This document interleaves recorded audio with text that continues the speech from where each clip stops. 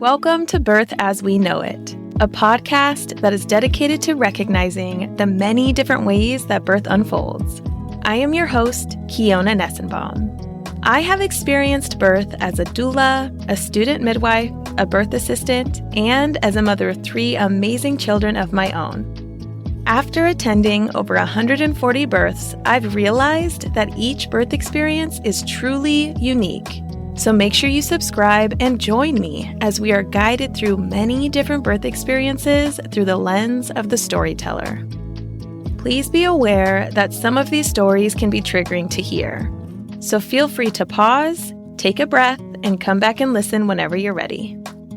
With that said, let's prep ourselves to dive deep and get detailed about what really happens in the birth space.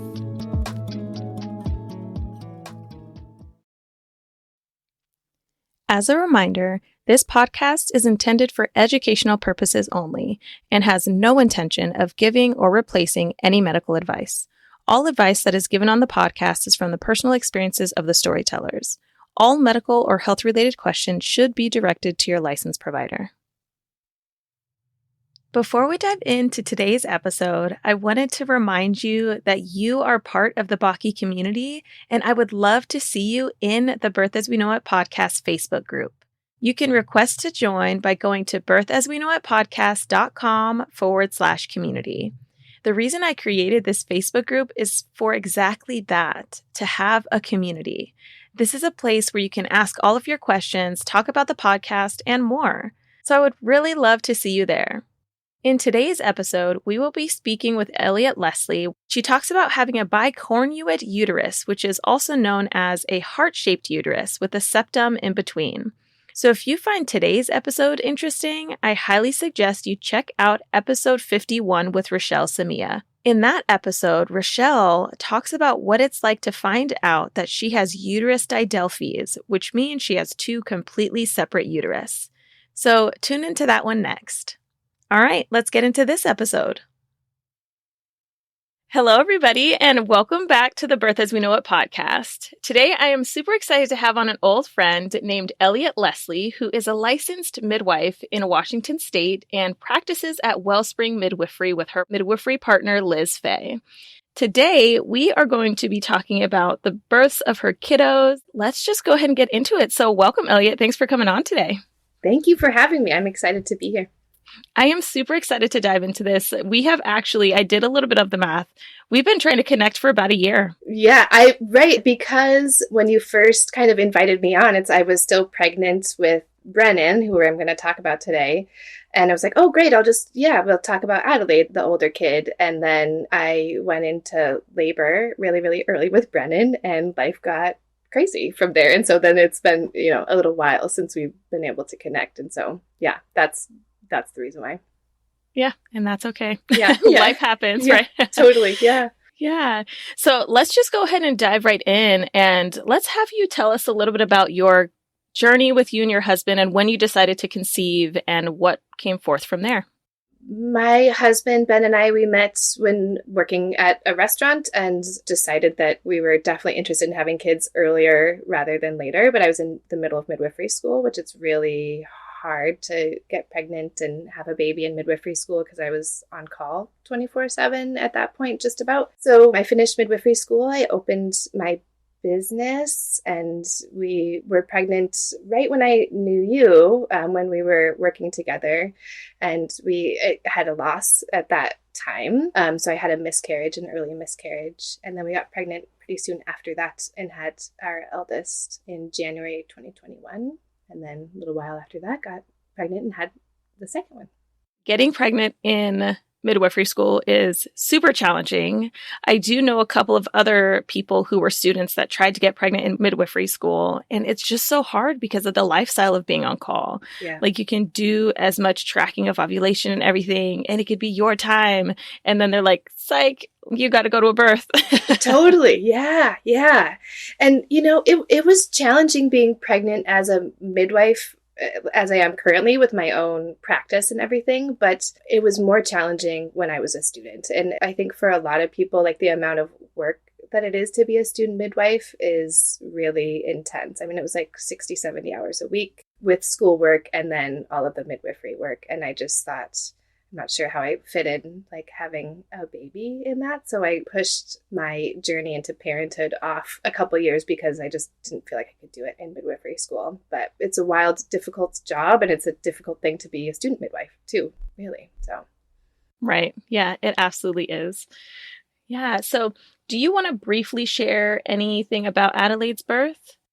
Yeah, I mean, I could a little bit because the background I think is helpful. I mean, her birth was also interesting and unusual because she was born early as well. So both of my kids were born really early. Adelaide was born at 35 weeks and 6 days. So I knew that history going into getting pregnant with the second time. So my water broke at 35 and 6 in that kind of classic movie kind of way before contractions started. And I was like standing in the bathroom at 5 a.m. and it was like a gallon of water. You know, that's what it felt like. It was just giant all over the floor. And, you know, because I was a midwife at the time, I knew, okay, I've got a preterm baby. I know I have to go to the hospital to have her because I was planning a home birth. And the other piece that's similar about Adelaide is that both my kids were breech. So they were both breech preterm births. So I knew when my water broke with Adelaide that I was going in for a C-section because she was both breech and preterm, right? And so vaginal births with breech babies are outside of the range of normal in this area to have a vaginal breech birth, but still a possibility. I was planning a breech home birth with Adelaide because she wouldn't turn. But when my water broke and she was preterm and breech, I knew I was just going in for a cesarean. So, of course, that whole history informed my second birth because I know as a midwife that, you know, I'm more likely to have a preterm birth next time. And then I was also more likely to have a breech birth. Yeah. You went in having some information because you were a student. So you kind of knew what to expect. You knew what symptoms that were different. Basically, you knew what symptoms to look out for. Mm-hmm. How did being a student midwife and having that information impact the decisions you were making throughout your pregnancies? Oh my goodness. It's a double-edged sword because for both of them especially during the birth process and early postpartum, I was really thankful that I had all of this information as a midwife because I understood what was going to happen, understood like the process of a C-section and other things. And also when you have all of that information, the whole pregnancy for both of them was thinking, I know that this can go wrong and this can go wrong and that can go wrong.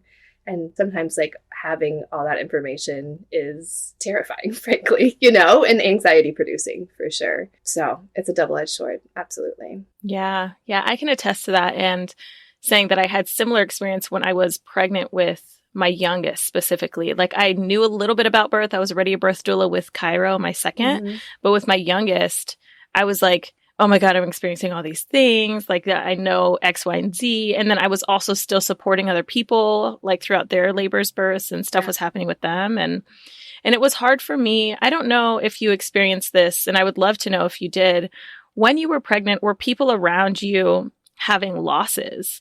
And if they were, how did that impact you? Because when I was pregnant with my youngest, it seemed like everybody that was around me was like, oh, yes, I'm pregnant too. Like, this is so exciting.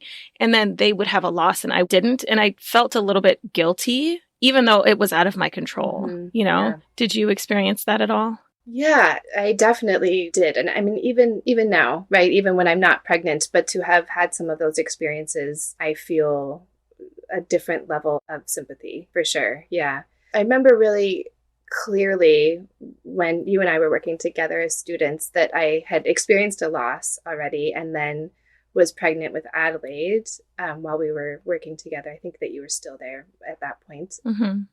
And then we had someone who had a loss and came in, you know, as a just kind of a wrap up visit, right? Not necessarily a clinical one, but as a just kind of a wrap up midwifery visit that we're so good at to help support them emotionally and all of those things. And it was extremely difficult for me to be in the room, right? Having had a loss fairly recently, just a couple months ago, and then also being pregnant early on, not knowing if I was going to have a loss, and then having this person there. It's so intense. It's so intense to be pregnant and working with pregnant people, and also beautiful, you know? Right. I remember when I was also a student and was about 18 weeks along or so, and I was feeling movement, and it was the first baby I had caught while like feeling movement in your own body, and then, you know, catching a baby, helping a baby be born. I remember sitting there doing the newborn exam, and that baby was moving their feet and their arms, everything, right? And I'm, you know, doing the newborn exam, and I can feel my own baby inside. It was just so, I mean, how gorgeous, you know? Yeah. Yeah. Right. Yeah. Yeah. Just so many emotions like that are in that moment. And that observation of knowing that the baby that's moving inside your body is doing similar things to the baby that you're physically touching. Yes. And like watching and knowing that there is a human inside you and this is what the end result will be. You know, the hope is that the end result will be that you have this baby on the outside kicking around, and it's so insane. It's so insane. I still, you know, having seen and helped people and witnessed and held space for over hundreds of births, and it's a miracle every single time. And I feel that way. You know, I go to a birth even though I've seen hundreds at this point, and I'm like, that was miraculous. You know, it really is. Yeah, wild. Yeah, it really is. And I think the hard part about practicing as a provider is that constant tug and pull of joy and terror, you know, of like knowing that you're literally walking the line. And this sounds really intense, but this is how I felt when I was a student, was you're walking the line of life and death. Like you truly are at that moment, and you're doing all the things that you're trained to do to catch which direction you're going on that path. Yeah. Right. Yep. So what's going to inform you of which way this is going, and how can we steer it towards the life path versus the not life path. Yeah. It's just crazy. It's crazy to think about. But let's go ahead and dive into the birth of Brennan. Tell us all the details. First, let's talk about the conception and how was that process with finding out? How did you feel? All of those things. Yeah, we were, yes, definitely planning, and we're very excited when we got pregnant. And I was also a little bit surprised in a way because I was, 37, I think at that point. I had Adelaide when I was 35 or 36, something like that. So I was a little surprised to have gotten pregnant so easily, honestly, with both of them, but was really happy that I did, in part because there are minor risks if you're over the age of 35. I mean, you and I know that a lot of that is a little overblown, but I did want to have a second and maybe even a third. I wanted to do that before I was 40. So I was kind of like, let's kind of hurry. I mean, it's different having a baby when you're 37 than like 44. So I was happy that I got pregnant pretty quickly after, as we were ready to get pregnant with Brennan. Pregnancy was quite easy, but I had extra ultrasounds and things because I have what's called a bicornuate uterus, which I don't think I mentioned before when I was talking about with Adelaide. You did not. Tell us about that. Yeah. So when I was pregnant with Adelaide, after I think at like the 9-week ultrasound, they discovered that I have what they thought was a septum, a uterine septum, so like a wall down the middle of your uterus. So I had multiple ultrasounds to kind of watch it. Through the whole pregnancy, they thought it was a septum, which is a little bit different than a bicornuate uterus. A bicornuate uterus is a heart-shaped uterus. So the whole thing is shaped like a heart. And so there is a little bit of that wall, but the whole thing is, shaped heart-shaped instead of just like a wall down the center of it. So I had a few ultrasounds with Adelaide to watch the septum. And then there's a concern about where's the placenta going to implant when you have a septum, because if it implants on that wall, then it might not be as vascularized. So you might not get as good blood flow and nutrition and oxygen to the baby. So where's the placenta going to be? And then the other thing to consider with a uterus that's differently shaped is that the baby can get into a weird position and you can't move them. And so that's what happened with both of them, is that they were breech, so butt down, and couldn't be moved, basically. They didn't want to do an ECV with Adelaide. A lot of people who have a breech baby, they'll try to help turn the baby on the outside, but they didn't want to do that with Adelaide because a little bit of my placenta was on the septum or on the wall, and they're worried that it would come off, that it would abrupt if they tried to move the baby on the outside. So they didn't want to do that. So when I got pregnant with Brennan, I knew, okay, I've got this. Oh, this is the other thing with Adelaide, is that on ultrasound, they all thought that I had a septum, so just that wall. But when they do a cesarean, they don't always do this, but they most often do, which is not something I knew until I had a cesarean myself, is that they take your whole uterus out of your body, which for people who are listening, you can request that they don't do that. But they often do because it's easier potentially for them to do the repair and all that. But so they took my whole uterus out of my body. And they said, while I was, there like on the table, oh, it's actually a bicornuate uterus. You have a heart-shaped uterus, which they wouldn't have even known if they hadn't taken it out of my body, which is so weird. And I have a picture of it. They're like, do you want a picture? Yeah. Because of course they know I'm a midwife. I'm like, yes, I absolutely do. I want that. I would love it. They took a picture of it. And then, I had the baby, that first cesarean. And then my partner was like, oh, do you want to see it? And I was like, of course, right? I'm a midwife. They're like stitching me up at this point. I was like, yeah, of course I want to see it. And he shows me and I was like, actually, I don't, not right now. Like, wait, yeah. So yeah, like as you are still open, getting fixed up, he's like, hey, you want to see your uterus? Yeah. Oh, wow. Because he knows I'm like into that stuff. And right. I was like, yeah, I totally do. This is so cool. And then I was like, he shows me, I was like, oh, actually, nope. I don't actually want to see that right now because that's still like outside of my body. Like too much. Yeah. That's like how it looks right this moment. Right. Yeah. Like, okay, I can't, no, yeah, too much. But anyways, so cool. Yeah, I'll send you the picture if you want to see it. Yeah, I totally want to see. Yeah, right? Exactly. Yeah. We're all like, yes, we don't see it. Yeah. So, yeah. But anyway, so we knew that I had this heart-shaped uterus. I know that I have a higher chance when I'm pregnant with my second Brennan of having both a preterm birth and a breech birth and all the other things that can go along with having a bicornuate uterus. Fetal growth restriction, like the baby's too small, the placenta implants improperly, that kind of stuff. Yeah, so I said, oh yes, I was really excited to be pregnant. And now that I talk about it, I was like very anxious also about, how it was all going to go. Right. Yeah, so you just unpacked a lot just then. I was like, oh, we'll just talk about the second one. The first one's no big deal, but it was a lot. Yeah, it was a lot, and I love it. And I honestly am a true believer that it's really hard to talk about one birth, especially if it's a subsequent birth, without talking about the others. So yeah. I love this, and we're just going to be talking about both. Okay, yes, yeah. Okay, cool. Which is great. So I guess one question that I have is the bicornuate uterus. With that, is there a higher possibility that you will implant on a specific side, or is it equivalent?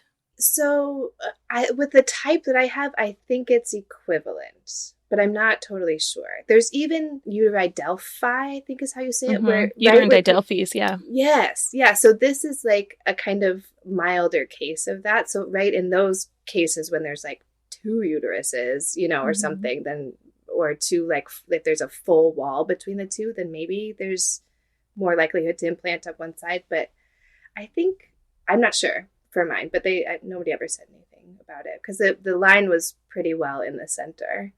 Yeah. When you mentioned your condition, it's called bicornuate uterus. I thought about Rochelle Samia, who is episode 51. She has uterus didelphes.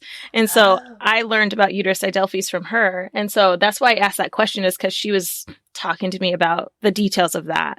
So yeah, that's so interesting to me. And I love learning stuff like this. But with all of that info, let's go ahead and dive into Brennan's birth. So when you got pregnant with Brennan, you were excited, but also anxious because you kind of knew what was going to happen. When you got pregnant with him, did you automatically assume that you were going to have a cesarean, or did you plan other routes? No, I was planning a home VBAC.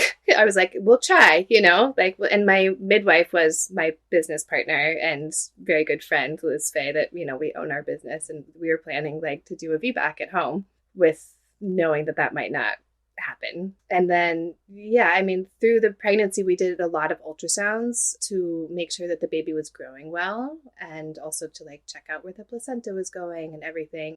Brennan was breech from like the moment, just was never, ever head down. Just like that's not how they fit in my uterus well. So starting at 24 weeks, I started to do things to try to get him to turn, even though I knew like potentially that's the way the babies need to be in my uterus to fit. And if that's the way they need to be, then that's the way they need to be. But I knew if I was having another breech birth that, I probably wasn't going to do a breech VBAC at home at term. I was like, I don't know. Some people would, but I think I wasn't going to.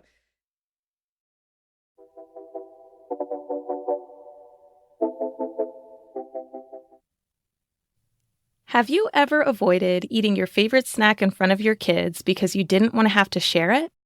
Now imagine the moment when your kids are occupied and you're in the kitchen alone.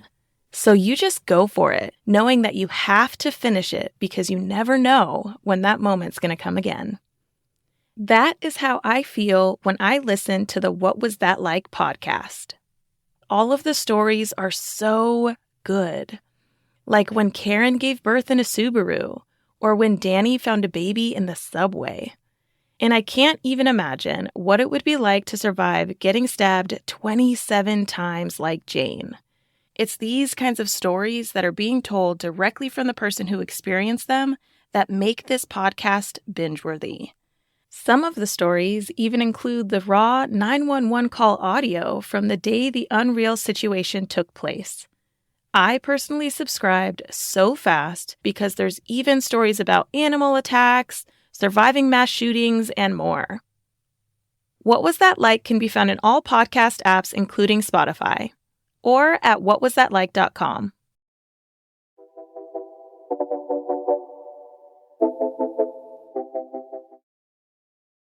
So I was trying to get him to turn, doing all the things like moxibustion and acupuncture and all that. And I tried to do a bunch of stuff like supplements that might reduce the likelihood of water breaking early of prom that were like not really evidence-based, but it was like a little bit of extra fish oil, a little extra vitamin C, nothing harmful. And I was like, yep, I'm going to take extra protein shakes, like anything that was like that wasn't going to hurt anything. I was like doing all of that, all of the things to try to get him to turn. Ultrasounding all the time because I have an ultrasound at work. I was like, is he still breech? Is he still breech?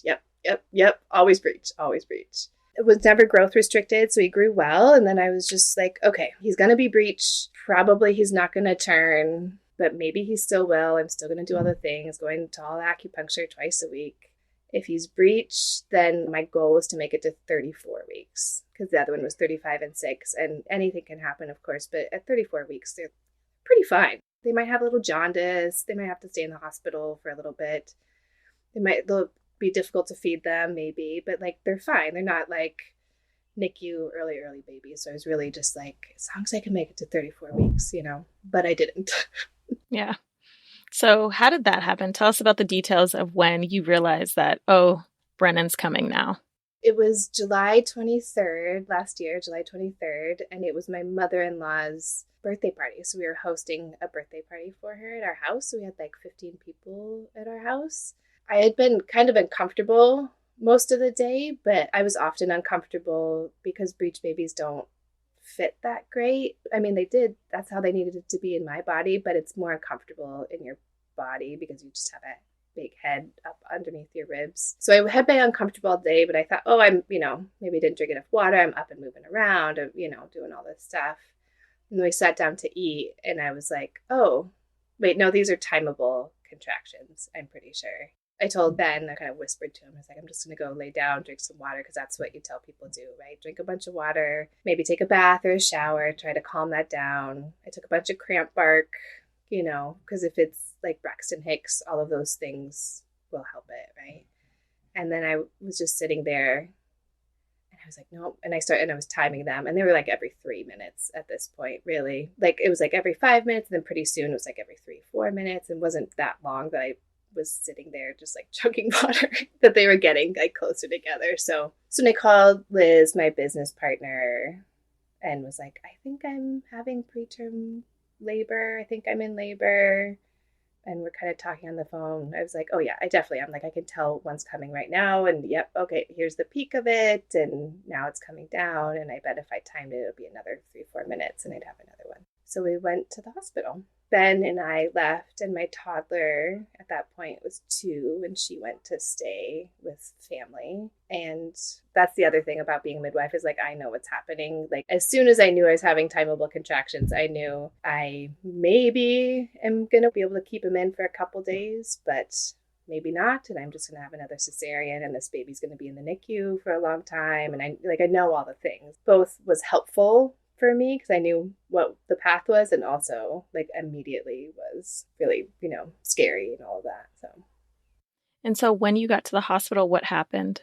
They put me in triage for a little while. And I had Ben, my husband, and then Liz, my business partner and co-midwife and very good friend, came too. And they put me in triage for a while to assess if I was really having progressive labor, even though I was like, I am a midwife and I'm having progressive labor, and you can see it on the monitor, but they wanted to make sure my cervix was changing before they took like the next steps, including admit. So after they assessed that my cervix, yes, is dilating because I'm having these contractions, they gave me a shot that they give to people to help babies' lungs mature called betamethasone. So they gave me that in my glute in my butt, and that shot hurts really bad. I was so surprised. And so that shot works the best after you've had it for 24 hours to help the baby's lungs mature. So at this point, I'm like, please, like, let's try to hold this off for 24 hours. And then they admitted me, right, and put me in a room, and they put me on magnesium sulfate, which just helps to protect babies' brains when they're born really early, but it makes you feel really crappy. It gives you like anxiety, and you feel like hot, kind of like you're on fire a little bit. And then once you're on magnesium, you're a fall risk, so you can't get out of bed at all. Even to go to the bathroom, they would bring me a bedside commode, and I would sit to go to the bathroom. And then this was, 2023, so not deep COVID times, but they were doing COVID tests still. And I had now I know it was a false positive COVID test. So they thought that I had COVID. They did many, many tests over until I had the baby, and the rest of them came back negative, but they thought that I had COVID. So they weren't coming in the room. And when they did, they would put on like a huge, not just like an N95, it was like astronaut suits. Like the whole hazmat thing. Like a whole hazmat thing. Yeah. Yeah. So I was in bed, in labor, on magnesium, can't get out of bed. And then because I knew this baby was going to the NICU, I told my husband to sleep because I was like, you have to be ready to be able to go there. So I just made him sleep. And then they were trying to like hold off as to giving me the cesarean as long as they could, right? With Adelaide, they just gave me a cesarean right away because she was 35 and 6. And it's like, you're in labor. We don't want to have a breech baby. Like, hurry, we're going to do a cesarean. But they were trying to hold off as long as they could in case they could hold my labor off for a day or something. But it didn't work at all. I just kept having like the same frequency of contractions every 3 minutes or something. So eventually I was like 8 centimeters, and so they're like, quick, give her an epidural. Like, because they're going to give me a cesarean. So they gave me an epidural real quick. And as I'm telling all this, I just feel like this is the craziest story. Of course, everyone's birth is wild, but the epidural didn't work. So I felt some of my cesarean. That was crazy. And they said that it didn't work because sometimes when people are that early, I didn't know this, but the epidural space, like in your spine where it goes, is bigger than usual. Then like when you have a term baby, it like changes how big the space is in your spine. And I had no idea. So they gave it to me and they had placed it correctly. Like sometimes it's like not placed correctly or something, but they placed it correctly. It's just that they had to like keep giving me more because it wasn't working, and they do like this pinch test and they're like, can you feel this? I'm like, yes. They're like, are you sure? And I'm like, yes. So as soon as the baby was out, they gave me fentanyl because I was like in extreme pain during the cesarean. Did they offer you to be put to sleep? No, they didn't. No. If they did, what would you have done, do you think? I wouldn't have done. I would have stayed awake, yeah. Yeah, because that's my thought, because I kind of feel like that's what you would say, because as a midwife or birth worker, like you want to be present as much as possible. So you fought through the pain to be present during your birth. Do you feel that potentially added trauma to your experience? Potentially, yeah. I mean, the sensations of having a cesarean, even when the epidural is working, are really, and I've never had a vaginal birth, and I've seen lots of them, and I know how intense those are from having witnessed them and held space for people that are doing that, having a vaginal birth. But there's a lot of weird tugging when there's a cesarean. And this other thing, it's just so weird because there's a drape and you can't see what they're doing, right? And they like shaved you. And I know for a cesarean, they usually like wash inside your vagina while you're, can't see. And they don't tell you.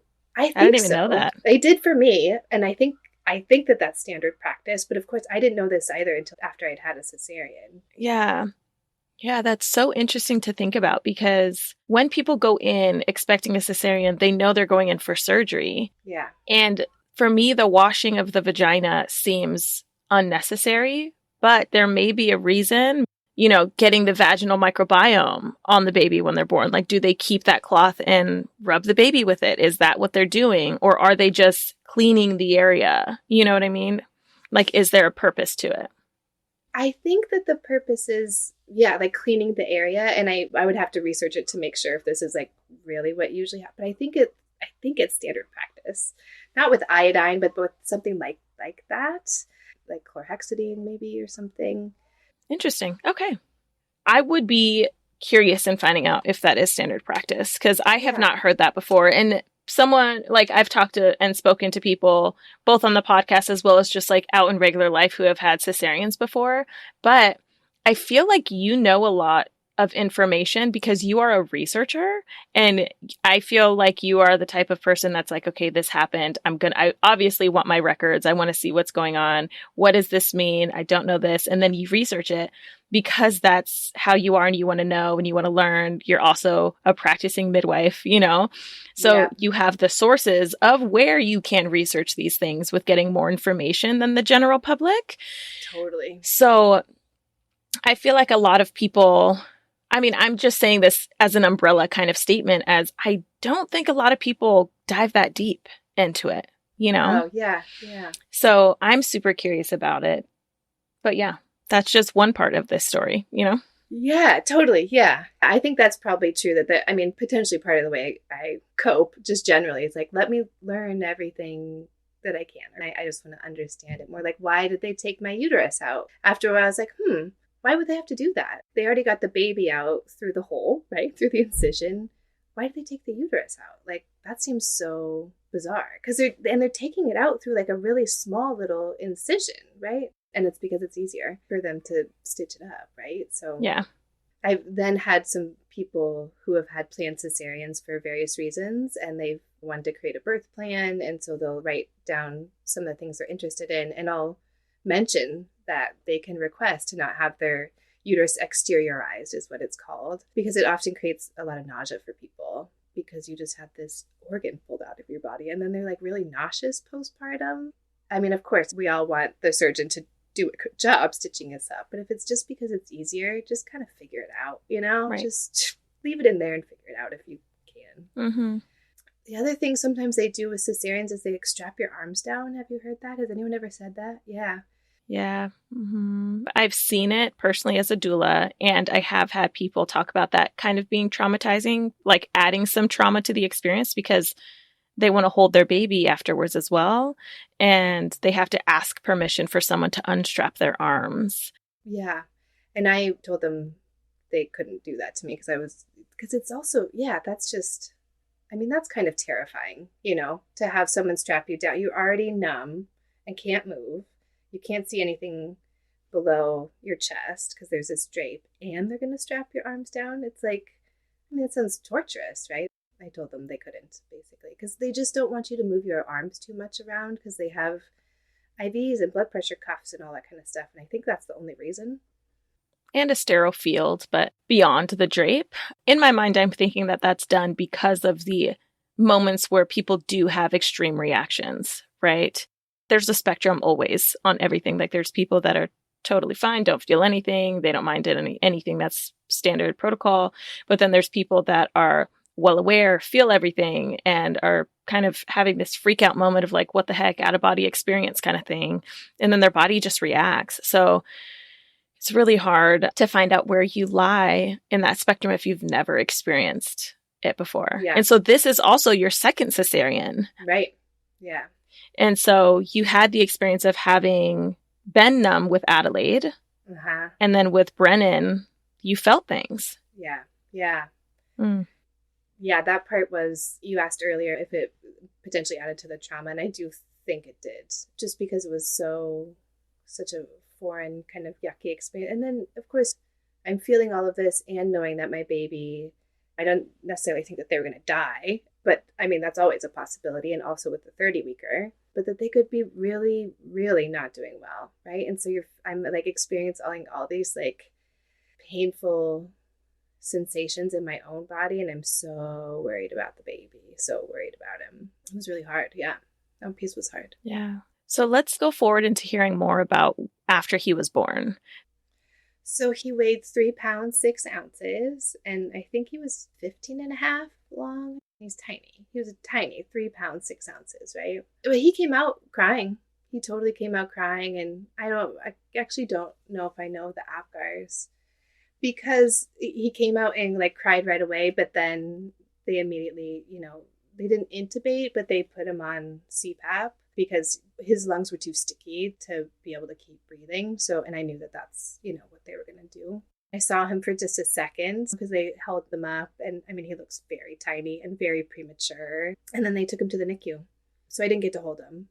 He wasn't doing okay. With Adelaide, I did. I got to hold her right away, after the cesarean, but I knew I wasn't going to be able to get to hold him or even see him for a little while, because then I would have to go to postpartum recovery. So then he went to the NICU, and then my husband went there and sent me a couple pictures, when he could. He had CPAP, which is just like keeps his lungs open. At one point, they intubated him just to give him some surfactant, which helps their lungs to mature. So when I first saw him, I think he had 7 various cords, right? So there's the CPAP, and then there's a tube to feed him down his mouth.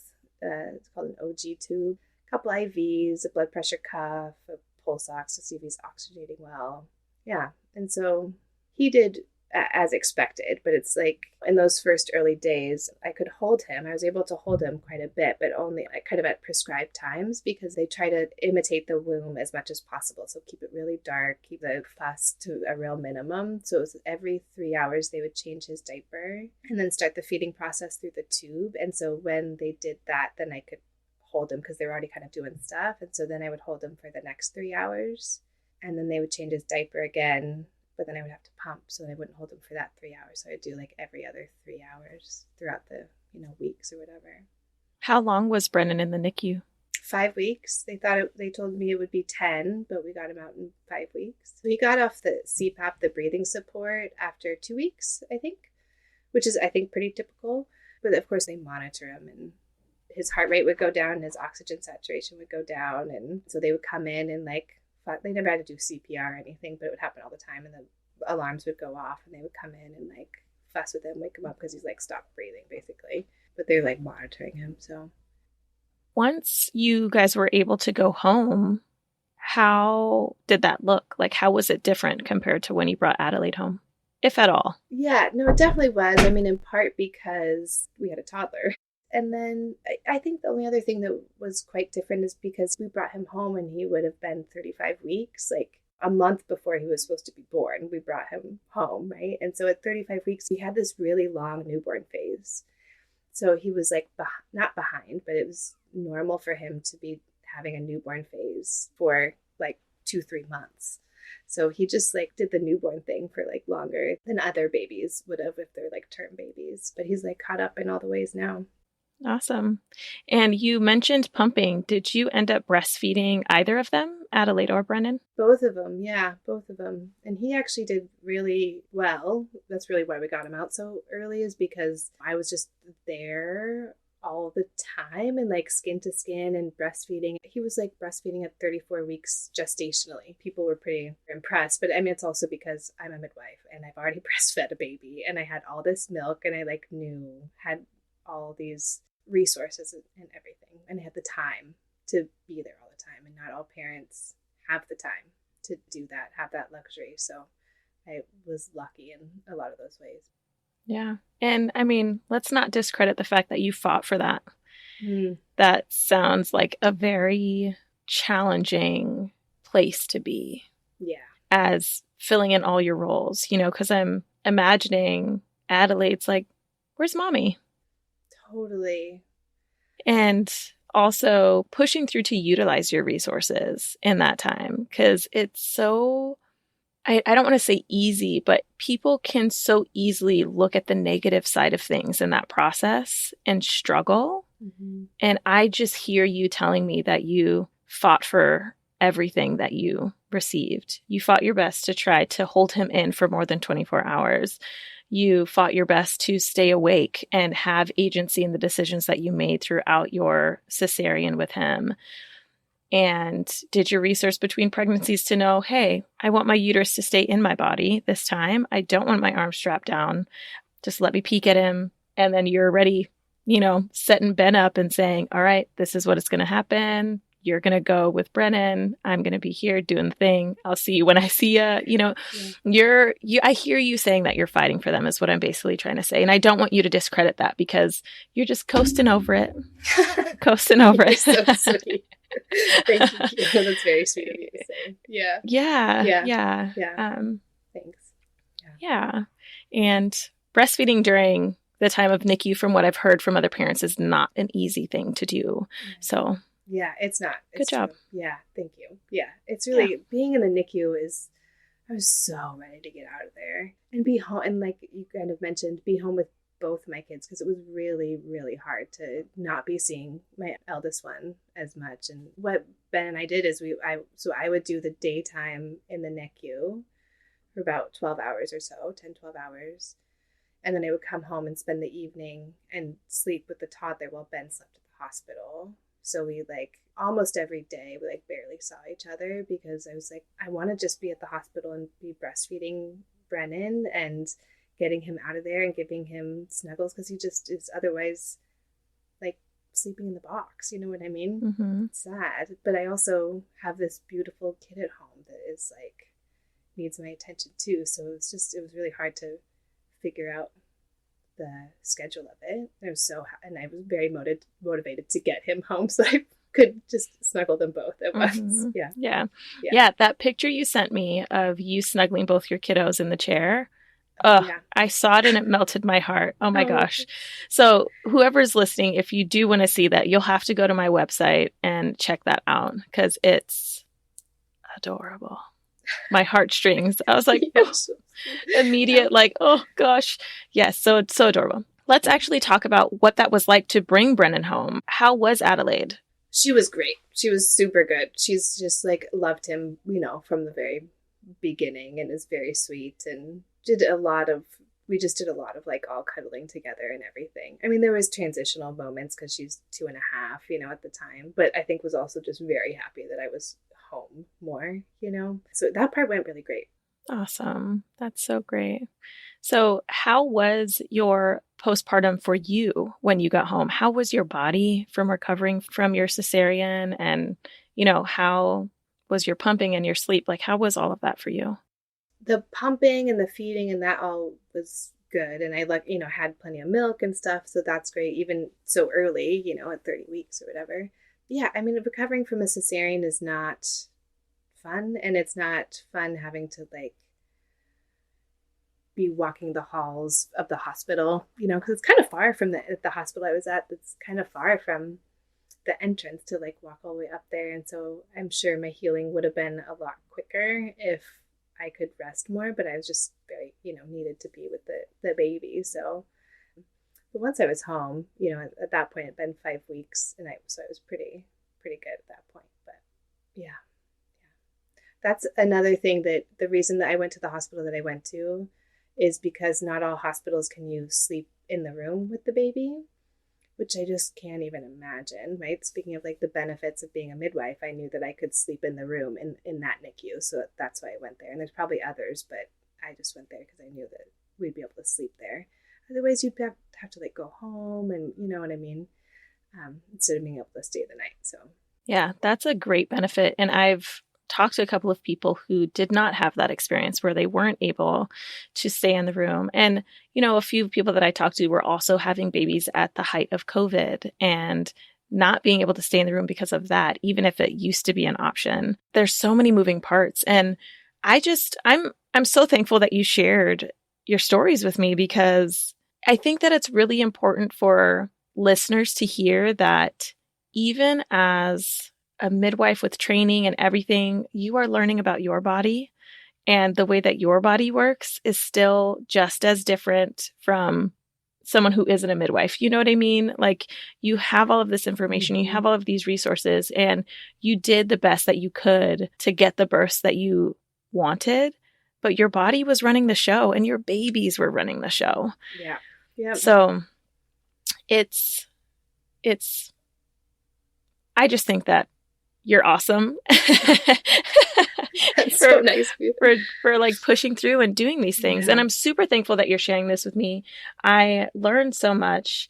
And yeah, is there anything else in particular that you want to share before I share my 3 final closing questions with you? I don't think so. I appreciate you letting me tell my story. Really, it can be really healing for people to be able to like tell their stories. Yeah, absolutely. I agree. I love storytelling and I love hearing stories. Yeah. Like I said, I learn something every single time. So let's go ahead and start nearing the end of this. And I will ask you my 3 final closing questions. My first question is, what is one piece of advice that you would give to all pregnant people to prepare for labor, birth, and postpartum? Oh, yeah. I don't know. And I probably should have thought about this one more, but because I'm a midwife, I'm like, gosh, well, there's so many things to say, right? But, just coming off of telling my story, I feel like one of the things I would say is plan as much as you want to plan to make yourself feel good. And then you still have to be really flexible. Because if you're rigid about a birth plan, I think it's really, really hard when things change, right? When things shift because the baby decides they need to be born in the hospital, or something happens, or infant feeding doesn't go the way that the plan was, and it's really hard. So yeah, I think there's just an element of being as flexible as you can. Yeah. I think that's great advice, because it's true. Talk about what your preferences are, but be open to following the flow of what labor and birth and what your baby is telling you. Mm-hmm. Yeah. It's like one of the first steps in parenting, even before the baby's out, is that your kids will help you be flexible. For 100%. Sure. 100%. I can't even tell you how many things I'm like, I'm never going to do that with my kid. Yeah. And I'm like, yeah, sure, go ahead, whatever. Totally. Oh, it's fine. Yeah. Yeah. You want chocolate at 9 in the morning? Yeah, probably. That's fine. Yeah. Cool. Yeah. Why not? Why just not? add a blueberry to it. Yeah. Yeah, exactly. No. Great. Okay. No exactly. Fine. Okay. Not every day. Right. Yeah. So another question I have is, what is one resource that I can share with my listeners on your behalf? Ooh. Oh, I have one. And there's so many. I mean, because I know, so many of these different ones. And it's not actually a resource that I've used, but I think it's really important, is Perinatal Support Washington. Mm-hmm. And they have what's called the Warm Line. So anyone who's, pregnant, early postpartum, can call to talk to someone if they're just need to talk to someone, or if they're experiencing postpartum depression or postpartum anxiety or postpartum psychosis. There's lots of different things. And, they can help people like hook up with therapists that are specialists in the perinatal year. And I also just love that they have that Warm Line, because sometimes people just are, at home with a baby that's maybe they're crying, or there's whatever is going on, right? And they're just like, I just need to talk to somebody real quick, right? And I just love that there's that like quick thing that can be helpful, even though the mental health support in this country is terrible, and there should be a lot more resources. But I think that's a great resource. It's not enough, but it's something. Yeah. No, I agree. That actually makes me think, I never asked you how your postpartum experience was with both your kiddos. How was it for you both times? So with my first, I definitely had postpartum depression and definitely did not know it at the time, even though I screened people for postpartum depression and, all of that. Afterwards, as I was starting to feel a little bit better, I was like, oh, okay. I had there was just a lot going on at that time. And then with Brennan, it was sweet. There was a period of time, the first few weeks when I brought Brennan home and I had Adelaide and Ben, my husband, was home. And those are the happiest weeks of my life ever. It was really, I was just so thankful that they were both okay and they were both home. And so I think that I was very happy during those first few weeks. Yeah. That's amazing. So after those first few weeks, did you think that you experienced any depression after that? Or was it kind of more like reality hit you and you had to kind of get back to business? Yeah, it was just like kind of reality. And, it's like, when do I want to start working again? And just the day-to-day of a new baby. Parenting and whatever. Yeah, for sure. Yeah, but it was quite blissful in those first few weeks. I was really happy. Yeah, but then it just became normal and great, like everything's great, right. But more normal. Yeah, I get that for sure. Yes. Oh, man. Have you and Ben ever talked about his experience postpartum with his mental health? I don't know if we've kind of explicitly talked about it. I mean, I think he definitely, with Brennan both of us kind of being stretched on both sides, trying to, help both of our kids he was definitely, it was very difficult for him too, in his own way. But I think we were both in the moment, just get through it. Keep going, get him, break the baby out of the NICU as soon as you can, sort of thing. So we were very motivated. Yeah. I know he was also we were having he was very happy when we were all home those first few weeks. It was really fun. It was really sweet. And that was the first time you guys got to see each other for more than an hour, maybe. Yeah, really. For a long time. Yeah. Well, hang on to that feeling of sweetness because it'll push you through life. Totally, it's true. If you could do that, you can do anything, right? That's right. Yeah, totally. Yeah. All right. So my last question is, if you can describe each of your births with one word, what would it be? I think with Brennan, I was pretty scared. Yeah, I would say it was scary. I was mostly really scared for him because at 30 weeks, that's really early. Right. And then with Adelaide, I think maybe just surprising, I guess. I just really didn't expect my water to break and didn't know that this was, the path. And, honestly, I was scared at that time too, though, I'll be honest, because when your water breaks with a breech preterm baby, there's a high chance of cord prolapse. And I had a Doppler. So the first thing I did actually was I was like, Ben, go get me the Doppler. And I was trying to find her, heartbeat as soon as my water broke because I was worried about cord prolapse and worried the whole time, that something's going to happen. And they were both kind of scary, honestly. They were both kind of scary births. Yeah. Yeah, because they happened before they were quote unquote supposed to, right? Yeah, for sure. Right. And that's a scary thing. And then as, like you mentioned before with the midwife, with knowing all the stuff. Yep. If a normal person that did not have education in midwifery or health at all, they would not have a Doppler to be able to check for a cord prolapse. Right? Yeah, for sure. Yeah, and I don't know. Sometimes I think it helped reduce my anxiety and sometimes it helped more because somebody else might not, they would know, oh, it's not good that my water broke at 35 and 6. I know that's not good and I'm definitely worried about the baby, but they wouldn't know specifically about cord prolapse. Right. And is the baby not breathing right this moment? Right. So, yeah.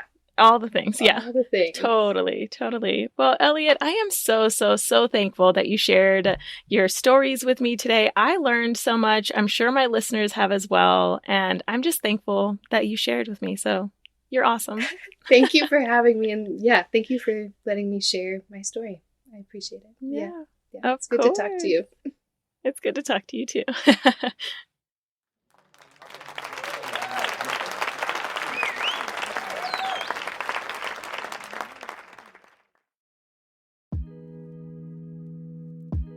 During this interview with Elliott, I had so much fun. It was amazing connecting with her again and being able to talk a little bit about midwifery, as well as really hearing the details of her stories. Elliott, thank you so much for sharing your stories with us today. I really appreciate you going deep and being vulnerable with us. If you enjoyed this episode, go check out episode 51 with Rochelle Samia, where she talks about figuring out that she had uterus didelphes, which means she has 2 uterus, and hear about how that impacted her birthing process. Now, if you made it this far, you already know that you are part of the Baki community. I would really love to see you in the Birth As We Know It Facebook group. You can request to join by going to birthasweknowitpodcast.com/community. And if you want to see the show notes for this episode or see the beautiful photos of Elliott and her babies, you can go to birthasweknowitpodcast.com/67. All right, friends, I hope you have an amazing day. Thank you for listening, and I will talk to you again soon. Bye for now.